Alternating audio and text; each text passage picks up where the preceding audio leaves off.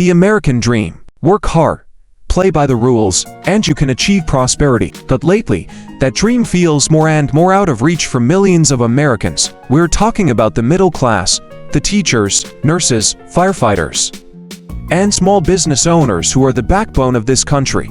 They are struggling to keep up. They work long hours, often at multiple jobs.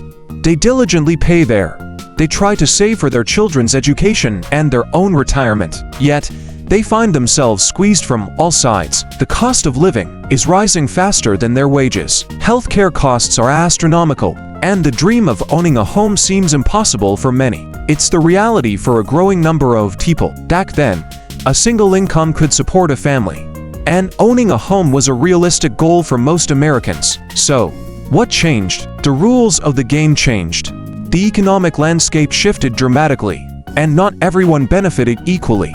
We started to see a widening gap between the rich and everyone else. We're talking about systemic factors, about policies that have tilted the playing field in favor of the wealthy and powerful. It's about tax cuts that disproportionately benefit the rich, while leaving the middle class with a bigger share of the burden. One of the most significant policy shifts that impacted the middle class was the embrace of trickle-down economics. The logic being that businesses would use their extra cash to invest, create jobs, and boost the economy. Well, in practice, it didn't quite work out that way. Corporations used their tax savings to buy back their own stock, inflating executive bonuses, instead of creating jobs or raising wages.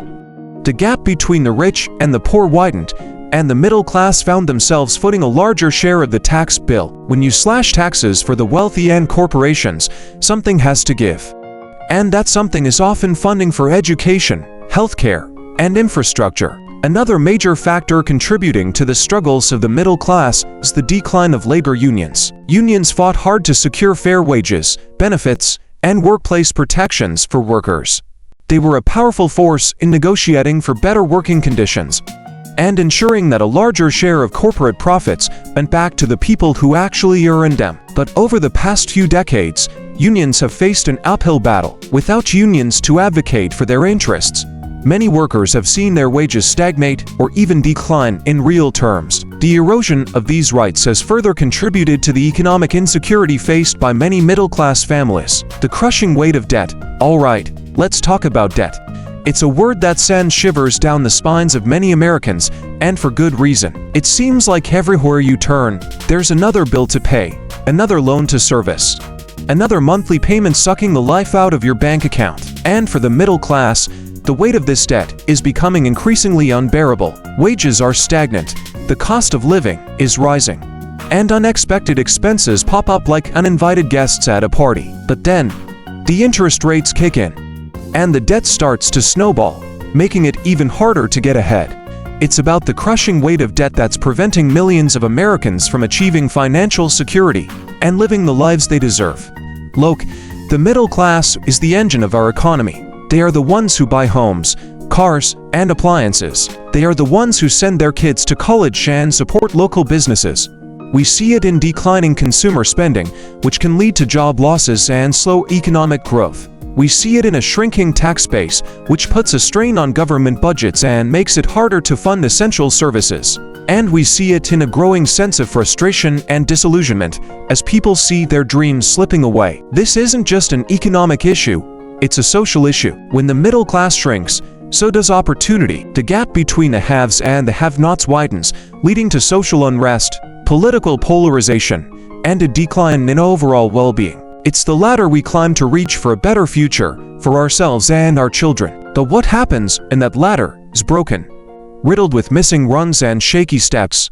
That's the reality for many middle-class families facing the rising costs and declining quality of education. Well, those days are long gone. College costs have skyrocketed, outpacing inflation and leaving graduates saddled with mountains of debt. Many students are forced to work long hours while studying, sacrificing their education and mental health just to stay afloat. When a significant portion of the population can't afford a good education, it weakens our workforce, stifles innovation, and widens the gap between the rich and the poor. Let's talk about healthcare, or should I say, the lack thereof for many middle-class families. It's a system that often feels designed to bankrupt you.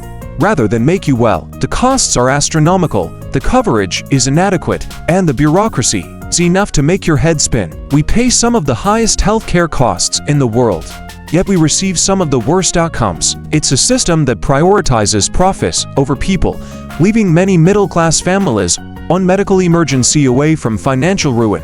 Imagine this: they've been sick, and you're racking your brain trying to figure out how you'll afford the tests, the treatments, the medications. We need a healthcare system that works for everyone, not just the wealthy and well-connected. It's not just about education and healthcare.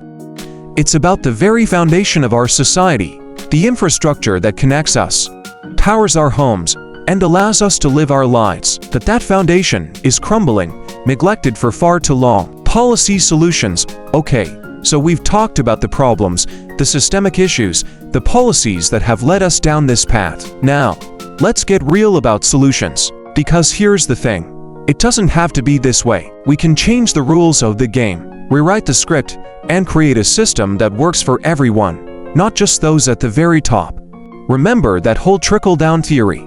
Yeah, it's time to admit it didn't work. We need a tax system that's fair, progressive, and generates enough revenue to fund the essential services that benefit everyone, like education, healthcare, and infrastructure. That means asking the wealthiest Americans and corporations to pay their fair share. No more loopholes, no more offshore tax havens, no more rigging the system to benefit a few at the expense of the many.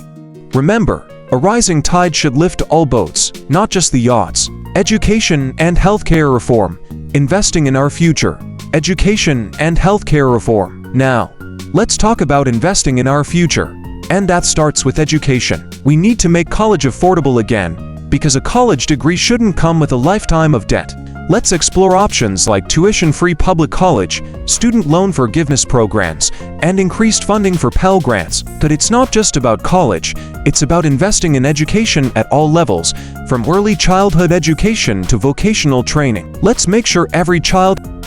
It's time for a system that puts people over profits.